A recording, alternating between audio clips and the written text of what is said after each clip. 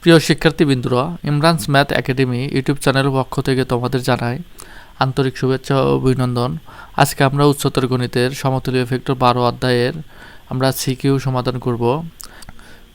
সমতুল্য ভেক্টরে 6টি সিকিউ সমাধান করব, যা বিগত বছরে বিভিন্ন বোর্ডে এই কোশ্চেনগুলো আসছে।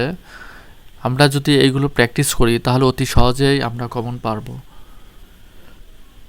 আমরা আজকে শিখব ভেক্টর রাশি, স্কেলার রাশি, অবস্থান ভেক্টর, বিপরীত ভেক্টর ও সমান ভেক্টর এবং ভেক্টরের যোগ ও যোগবিধি এবং বিয়োগবিধি সূত্র প্রয়োগ। ভেক্টর রাশি হলো যার মান ও দিক আছে তাকে ভেক্টর রাশি বলে। আমরা এগুলো ফিজিক্সে, পদার্থবিজ্ঞানে শিখে আসছি। একজন ছাত্রকে বলা হলো যে তুমি সোজা স্কুলে যাও। বি বিন্দু হচ্ছে স্কুল। এখন এখানে মান ও দিক উভয় আছে। এটি হচ্ছে ভেক্টর রাশি। ভেক্টর রাশিকে মূলত তীর চিহ্ন দ্বারা প্রকাশ করা হয়। তাহলে আমরা এখানে লিখতে পারি যে এ বি ভেক্টর রাশি। আমাদের এ বি এর উপর তীর চিহ্ন দিলেই নির্দিষ্ট দিক বোঝাবে। এটি হচ্ছে ভেক্টর রাশির প্রতীক দ্বারা প্রকাশ করা হয়। এখন আমরা শিখব স্কেলার রাশি। স্কেলার রাশি হচ্ছে যার মান আছে কিন্তু দিক নেই, সেটাকে বলে স্কেলার রাশি। এখন এ ব্যক্তি যদি বাড়ি থেকে সোজা স্কুলে না গিয়ে এক বন্ধুর সাথে দেখা করলো, এখানে বন্ধু, তারপর ওখান থেকে ঘুরে সে বাজারে গেল, বাজার থেকে সে সোজা স্কুলে গেল। অর্থাৎ যার শুধু মান আছে কিন্তু দিক নেই, তাকে আমরা স্কেলার রাশি বলি। এখন আমরা শিখব অবস্থান ভেক্টর। অবস্থান ভেক্টর হলো যে কোনো বিন্দুর সাপেক্ষে অপর কোনো বিন্দুর অবস্থান নির্দেশ করাকে অবস্থান ভেক্টর বলা হয়। যদি আমি একটি বিন্দু নিই, মনে করলাম একটি বিন্দু ও নিলাম, ও বিন্দুর সাপেক্ষে আরেকটি বিন্দু নিলাম এ, তাহলে ও এ একটি রেখা টানি।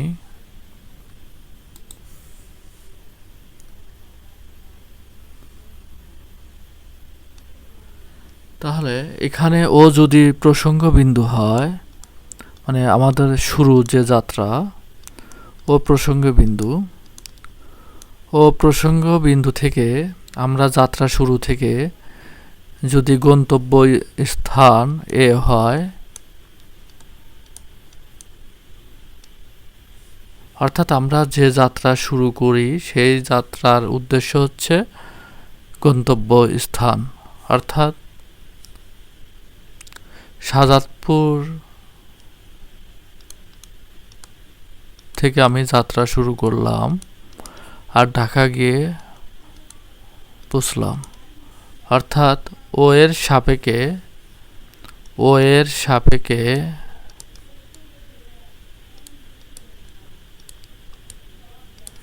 এ বিন্দুর অবস্থান ভেক্টর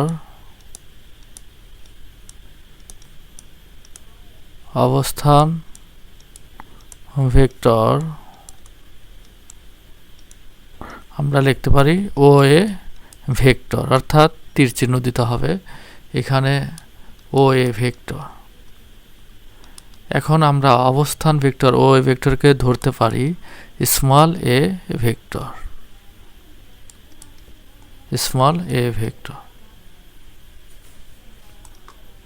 অর্থাৎ আমরা এখানে সংজ্ঞা অনুযায়ী পাই যে কোনো বিন্দুর সাপেক্ষে কোনো বিন্দুর অবস্থান নির্দেশ করাকে অবস্থান ভেক্টর বলে। আমরা অন্যভাবে প্রয়োগ করতে পারি। এখানে এই চিত্রের সাহায্যে আমরা অবস্থান ভেক্টর নির্ণয় করতে পারি।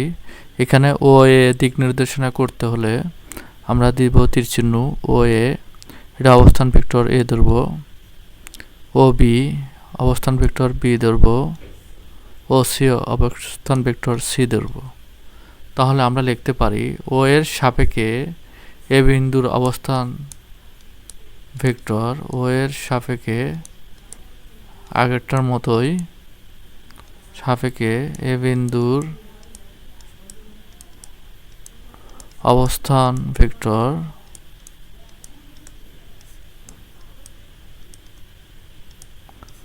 ও এ ভেক্টর উপরে সমান সমান স্মল এ ভেক্টর।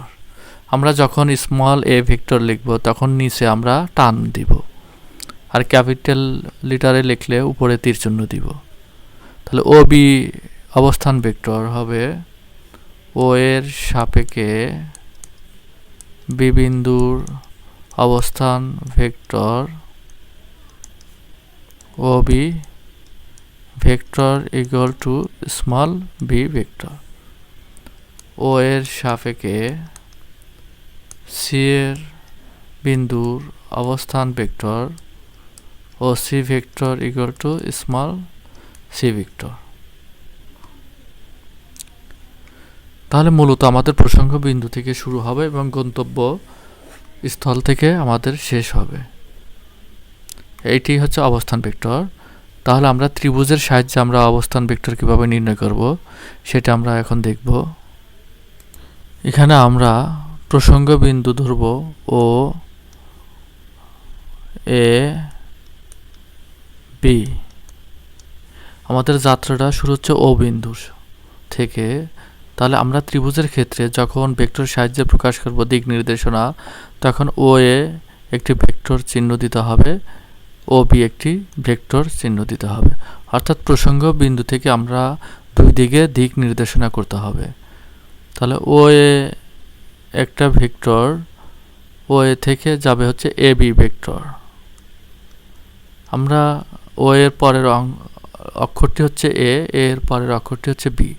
সেই ধারাবাহিকভাবে আমরা ভেক্টরটি নির্দেশনা করব। এখানে অবস্থান ভেক্টর আমরা ও এ সমান দিলাম স্মল এ ভেক্টর আর ও বি দিলাম স্মল বি ভেক্টর। সেক্ষেত্রে যদি আমরা এ বি ভেক্টরের মান বের করি, আমরা ত্রিভুজের যোগের সূত্র অনুযায়ী পাই ত্রিভুজ ও এ বি ভেক্টর যোগের সূত্র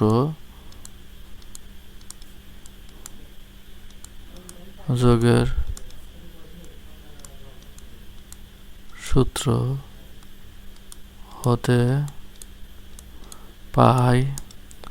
আমরা জানি যে প্রসঙ্গ বিন্দু ও থেকে শুরু হয়েছে, সেই ক্ষেত্রে আমাদের যাত্রাটা শুরু হবে ও এ ভেক্টর। আমরা লিখব ও এ ভেক্টর, তারপর এ বি ভেক্টর প্লাস এ বি ভেক্টর। এখন বির পর আমাদের দিকটা দেখাচ্ছে উল্টো ফিলে, অর্থাৎ ও বির দিকে। এই জন্য আমাদের এখানে ইকুয়াল চিহ্ন হবে, আমরা ও বি ভেক্টর লিখব, ও বি ভেক্টর। এখানে আমাদের এ বির মানটা আমরা বের করব। তাহলে আমরা ও এ সমান লিখতে পারি small A vector A B vector equal to O B vector ধরে C B small B vector. সেক্ষেত্রে এ বি ভেক্টর আমরা লিখতে পারি B A vector minus A vector. অর্থাৎ এ বি ভেক্টরের অবস্থান ভেক্টর আমরা লিখতে পারি small B A vector minus small A vector. এখন আমরা সহজভাবে মনে রাখার উপায় হচ্ছে আমাদের এখানে যে বি অক্ষরটা রয়েছে, বির উপর তীর চিহ্ন রয়েছে, সোজাসুজি আমরা স্মল বি দিব, তারপর মাইনাস দিব, আর ক্যাপিটাল এর পরিবর্তে স্মল এ দিব। অর্থাৎ আমাদের প্রথম স্মল হবে বি। এখন আমি যদি অনুরূপভাবে লিখি যে বিসি এর অবস্থান ভেক্টর কি হবে, সেক্ষেত্রে লিখতে পারি আমরা সামনে যে তীর চিহ্ন সি আছে small c minus small v vector. একইভাবে আমরা অবস্থান ভেক্টর অতি সহজেই বের করতে পারবো। যদি বলা হয় পি কিউ ভেক্টরের অবস্থান ভেক্টর কি, তাহলে small q minus small p, এই হচ্ছে অবস্থান ভেক্টরের নিয়ম। এখন আমরা শিখব হচ্ছে বিপরীত ভেক্টরটা কি।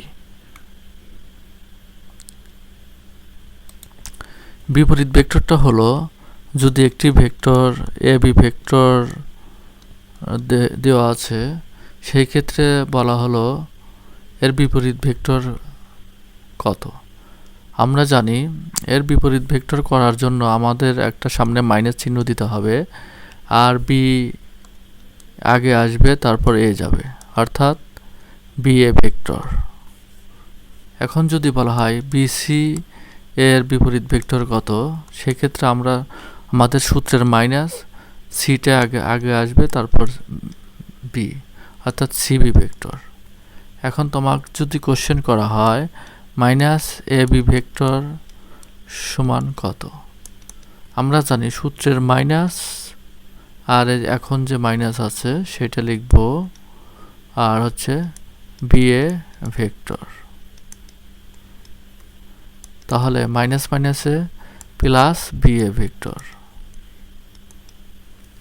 অর্থাৎ বিপরীত ভেক্টরে আমাদের মাইনাস সামনে প্রয়োগ করে অক্ষরটা চেঞ্জ মানে আগে পিছিয়ে করতে হবে। এটা হচ্ছে বিপরীত ভেক্টর। ভেক্টরের মডুলাস প্রয়োগ আমরা কিভাবে করব।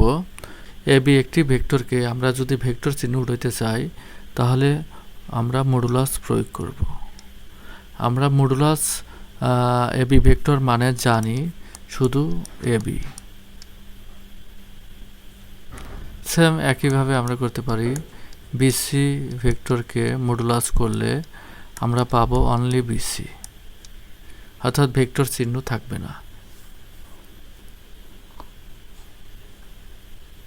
এখন আমরা শিখব ভেক্টর যোগ ও যোগবিধি সূত্র কিভাবে করা হয়। এর আগে আমরা ওই সূত্রটি প্রয়োগ করেছি, সেক্ষেত্রে আমরা কিভাবে লিখব। অরিজিনালি এবিসি যদি একটি ত্রিভুজ হয়, সেই ক্ষেত্রে আমাদের প্রসঙ্গ বিন্দু এ বিন্দু থেকেই দিক নির্দেশনা করবে এবং এসি দিকে দিক নির্দেশনা করবে। আমাদের এ থেকে যাত্রা শুরু হবে এ বি, তারপর বিসি। এখানে আমরা প্রয়োগটা করব এ বি থেকে এ থেকে বি, তারপর বি থেকে সি, তারপর সি থেকে এ। তাহলে ত্রিভুজ A B C A vector যোগের সূত্র, ভেক্টর যোগের সূত্র হতে পাই লিখব হচ্ছে এ বি ভেক্টর, অর্থাৎ এ বির দিকে যাবে, তারপর বিসি ভেক্টর ইকুয়াল, এখানে ইকুয়াল হওয়ার কারণটা হচ্ছে সি এর দিকে যাচ্ছে না, অর্থাৎ এ সির দিকে যাচ্ছে, এই জন্য ইকুয়াল হয়েছে, অর্থাৎ এসি ভেক্টর। এই হচ্ছে ভেক্টর যোগের ত্রিভুজের সূত্র। এখন আমি যদি এই দিকটা যদি চেঞ্জ করে দিই, এসি চেঞ্জ করে দেওয়ার পর আমি যদি সি এর দিকে যাচ্ছে, সেক্ষেত্রে আমাদের ভেক্টর যোগের সূত্রটি হবে, তাহলে এ থেকে বিতে যাবে, বি থেকে সিতে যাবে, সি থেকে এতে যাবে, অর্থাৎ একই যোগে যদি যায়, সেই ক্ষেত্রে আমাদের সমান হবে A B vector plus BC vector. এখন একই দিকে যাওয়ার কারণে এখানে প্লাস সি এ ভেক্টর আর ইকুয়াল 0 হবে। শুধু দিকের পরিবর্তন করার জন্যই, একই দিকে পরিবর্তন হওয়ার জন্যই এখানে 0 হলো। এ হচ্ছে ভেক্টর যোগের সূত্র। এখন মধ্যবিন্দু নির্ণয় করব। মধ্যবিন্দু নির্ণয় করার জন্য আমরা যে কোনো একটি রেখা নিব পি কিউ। এখন পি কিউ রেখার যদি আমরা মধ্যবিন্দু চিন্তা করি তাহলে আমরা এখানে ধরতে পারি একটা মধ্যবিন্দু, কিন্তু আমরা এভাবে না ধরে আমাদের প্রথমত আমরা উপরে একটি অবস্থান ভেক্টর ও ধরে নিব। পি ও আমরা মনে মনে একটি রেখা কল্পনা করব এবং ও কিউ একটি রেখা কল্পনা করব এবং পি কিউ এর উপর আরেকটি রেখা কল্পনা করব। এই রেখাটিকে নাম দিব এম। তাহলে আমরা অবস্থান ভেক্টরের ভেক্টর আকারে লিখতে পারি ও পি ভেক্টর সমান small P vector, O Q vector সমান স্মল কিউ ভেক্টর। এম হচ্ছে মধ্যবিন্দু, আমরা লিখতে পারি স্মল এম ভেক্টর। সেক্ষেত্রে আমরা মধ্যবিন্দুর সূত্র লিখতে পারি মধ্যবিন্দু এম স্মল ভেক্টর অর্থাৎ p vector plus q vector divided 2। অর্থাৎ কোনো কিছুকে যদি আমরা অর্ধেক করি সেটিকে আমরা 2 দিয়ে ভাগ করি। অর্ধেক মানে হচ্ছে হাফ। পি ও কিউ এর অর্ধেক হচ্ছে হাফ, অর্থাৎ 2 দ্বারা ভাগ, পি প্লাস কিউ। এটা হচ্ছে আমাদের মধ্যবিন্দুর সূত্র। এখন আমরা শিখব ধারক রেখা কি। ধারক রেখা হলো দুটি রেখা যদি পরস্পর সমান্তরাল হয় তাকে ধারক রেখা বলে। তাহলে আমরা চিত্রের মাধ্যমে কিভাবে বুঝব? যদি এবি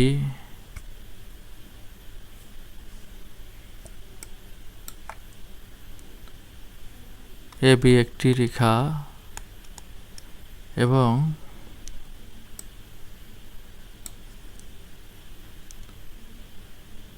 সিডি একটি রেখা,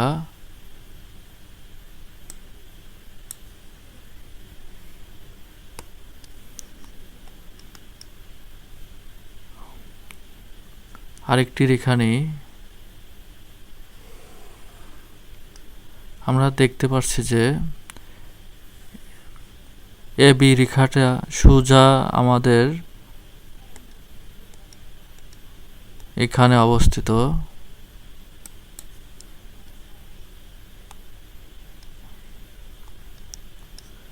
এখানে এ বিন্দুটি এখানে অবস্থিত।